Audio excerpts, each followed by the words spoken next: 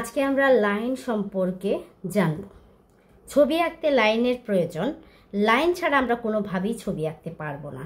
যেমন এই যে আমরা যদি এখন একটা পাতা আঁকি, এই যে পাতাটা আঁকলাম, এই পাতা আঁকার ক্ষেত্রেও আমাদের লাইনের প্রয়োজন হয়েছে।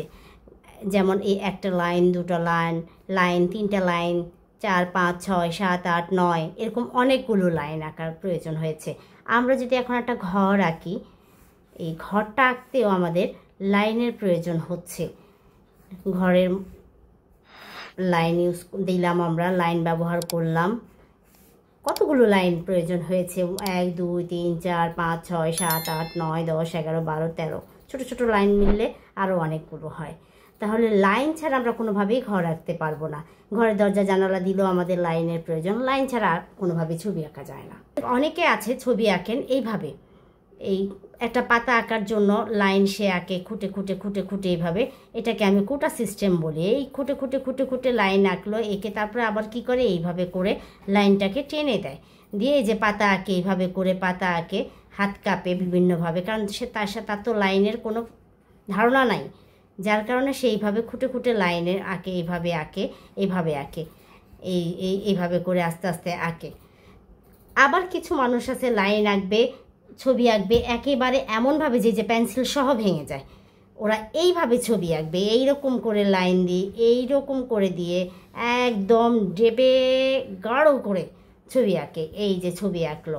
এখন দেখেন, আপনারাই বলেন কোন ছবির লাইন দিকে তাকালে ভালো লাগা কাজ করছে? অবশ্যই এইটা। আবার আমাদের লাইনের চর্চা করা প্রয়োজন এই জন্য যে আমরা যখন একটা জিনিস টার্গেট করব, যে ছবি আঁকবো, আমি পাতা আঁকবো, এখন আমি আঁকতে চাই এইভাবে, কিন্তু হাত আমার কথা শুনছে না বলে লাইনটা চলে যায় এইভাবে আঁকা বাঁকাভাবে, তখন কি হয়? আমাদেরকে রাবার ব্যবহার করতে হয়, ছবিটা মুছতে হয়, এই যে এইভাবে আঁকা বাঁকাভাবে যায়। তাহলে আমাদের লাইনের চর্চা করা অবশ্যই প্রয়োজন, কারণ আমরা হাতের কথা শুনবো না। আমরা যেভাবে লাইনটাকে টানবো বা যেভাবে লাইন দিয়ে ছবি আঁকতে চাইবো, আমাদের হাত আমাদের কথা শুনবে। যার কারণে আমাদের লাইনটা চর্চা করতেই হবে। চর্চা করলে আমরা নিজেদের ড্রয়িংয়ের উন্নতি করতে পারবো। আসুন এখন আমরা লাইনে যাই। লাইন সাধারণত 2 প্রকার। একটা হচ্ছে হরিজন্টাল লাইন, আর একটা হচ্ছে ভার্টিক্যাল লাইন। উপর থেকে নিচে যে লাইনটা যাবে এটা হচ্ছে ভার্টিক্যাল লাইন, আর বাম দিক থেকে ডান দিকে যে লাইনটা যাবে এটা হচ্ছে হরিজন্টাল লাইন। মূলত লাইন এই 2 ধরনেরই হয়। আমরা হরিজন্টাল লাইন চর্চা করব এভাবে, একটা লাইন টানবো, লাইনটার উপরে বেশ কয়েকটা লাইন দেওয়ার চেষ্টা করব। একটা লাইন টানবো, লাইনটার উপরে বেশ কয়েকটা লাইন দেওয়ার চেষ্টা করব। এই যে এভাবে করে চেষ্টা করব, এবং আমাদের লাইনের এই মাথাটা একটা ভ্যানিশিং পয়েন্ট থাকবে, এই মাথায় একটা ভ্যানিশিং পয়েন্ট থাকবে। এভাবে আমরা লাইন দিব না যে লাইনের মধ্যে ডট থাকবে, লাইনের শুরুতে এবং শেষে ডট থাকবে। এই লাইন আমরা ব্যবহার করব না। আমরা ব্যবহার করব এই লাইন যা শুরু এবং শেষ বোঝা যাবে না। এটা এইভাবে আমরা হরিজন্টাল লাইন প্র্যাকটিস করব বাসায়। এরপরে ভার্টিক্যাল লাইন আমরা ব্যবহার করব উপর থেকে নিচে। ভার্টিক্যাল লাইনও আমরা সেমভাবে একইভাবে একটা লাইন থেকে উপরে একটা লাইন বারবার দেওয়ার চেষ্টা করব, একই লাইনের উপরে বারবার একই লাইন দেওয়ার চেষ্টা করব।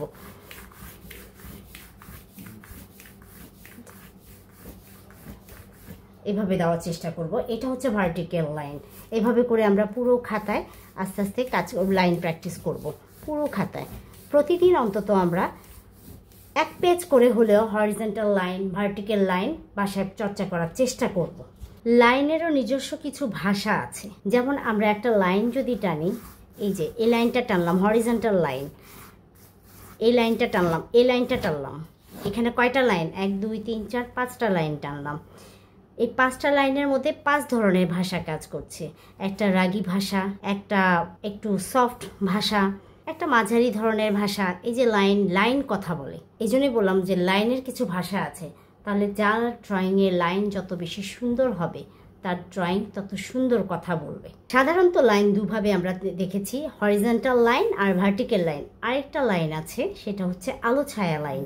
আমরা যখন কোনো ড্রয়িং করব সেখানে আমাদের একটু আলো এবং ছায়া ব্যবহার করতে হয়, যাকে আমরা লাইন ড্রয়িং বলি। এটা রঙের ক্ষেত্রেও ব্যবহার করে। আলো ছায়া, এই যে আমরা একটু ছায়া আলো দিলাম, এখানে আবার একটু ছায়া দিলাম, আবার একটু আলো দিলাম, আবার একটু ছায়া দিলাম। এই যে আলো ছায়ার লাইনগুলো আমরা বাসায় প্র্যাকটিস করব। আর এই আলো ছায়া লাইনটা আমরা কেন চর্চা করব সেটা হচ্ছে আমরা তখন পাতা আঁকা দেখিয়েছিলাম, জাস্ট শুধুমাত্র আমরা পাতা আঁকা দেখিয়েছিলাম গাঢ় করে লাইন দিয়ে, সবখানে একই রকমের লাইন ব্যবহার করেছি। এখানে কোনো আলো ছায়ার ব্যবহার হয়নি। কিন্তু আলো ছায়া আমরা প্রত্যেকটা পাতা, প্রত্যেকটা জিনিসের উপরে, বস্তুর উপরে, প্রতিটা বিষয়ের সাবজেক্টের উপরেই আলো ছায়া পড়ে।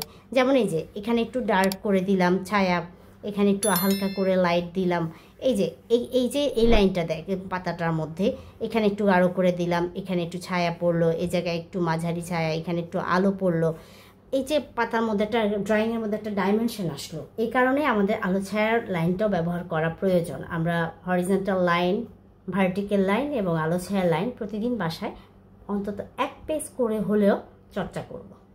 ভিডিওটি যদি ভালো লাগে অবশ্যই লাইক, কমেন্ট ও বন্ধুদের মাঝে শেয়ার করবেন। পরবর্তী ভিডিও পেতে চ্যানেলটিকে অবশ্যই সাবস্ক্রাইব করে বেল বাটনটি প্রেস করবেন।